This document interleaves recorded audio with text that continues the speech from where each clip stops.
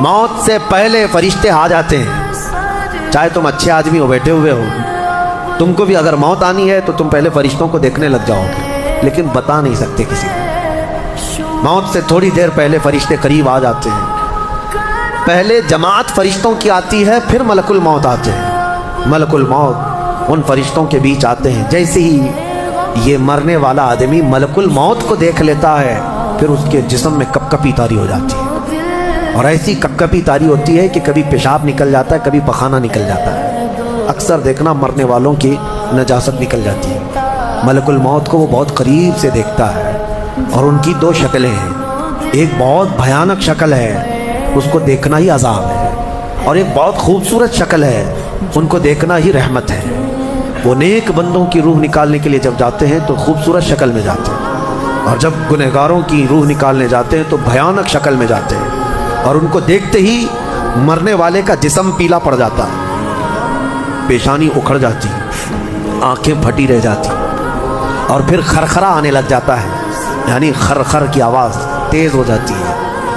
وہ بولنا چاہتا ہے اپنے پاس والوں کو، لیکن بول نہیں سکتا، بند ہو جاتا ہے. یہ وہ وقت ہے جب اس کے توبہ کا دروازہ بھی بند ہو جاتا ہے. اب اگر فرشتوں کو دیکھ کر کوئی توبہ بھی کر لیا، ایمان لایا، تو اس کا ایمان قبول نہیں. اس وقت سے پہلے تک جو بھی ایمان لایا یا توبہ کیا، اس کی توبہ قبول ہے. لیکن موت کا خرخرہ آ گیا اور فرشتوں کو دیکھ لیا، اس کے بعد بہت سارے کافر بھی پکاریں گے کہ ہم ایمان لاتے ہیں اللہ پر. نہیں، اب ایمان قبول نہیں ہوگا.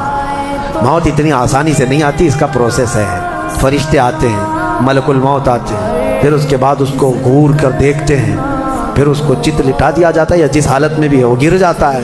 کھڑا ہے تو گرتا ہے، بیٹھا ہے تو گرتا ہے، موت آنے سے پہلے لڑک جاتا ہے. یہ ضروری بھی نہیں ہے کہ آج میں اپنے آپ کو سنبھال کر بیٹھا ہوں. اگر میری موت آنی ہے، اسی کرسی سے گر جاؤں، اسی جگہ سے ہم گر جائیں. اور اس کے بعد ملک الموت روح کھینچنا شروع کرتے ہیں. پیروں کے ناخنوں سے لے کر، ہاتھوں کے ناخنوں سے لے کر، اس کے جسم کے ہر حصے سے لے کر ناک تک کھینچتے ہوئے لاتے ہیں. اور اس کے بعد جب پوری روح نکل جاتی ہے، وہ لے کر کے چلتے رہتے ہیں، اور مردہ ان کو جاتے ہوئے دیکھتا رہتا ہے. آنکھیں سب سے لاسٹ میں کھلی رہتی. کسی بھی مرنے والے کی آنکھیں بند نہیں رہتی، کھلی رہتی. وہ دیکھتا رہتا ہے. اسی لیے حدیث پاک میں ہے، جب کسی کی روح نکل جائے تو سب سے پہلے تم اس کی آنکھیں بند کر دو. ہمیں بند کرنا ہوتا ہے. اور اس کے بعد منہ بھی کھلا رہ جاتا ہے، منہ اوپن رہ جاتا ہے. فرمایا گیا منہ کو دبا کر بند کر دو. یہ سب نشانیاں ہیں میرے عزیزوں موت کی سختیوں کی.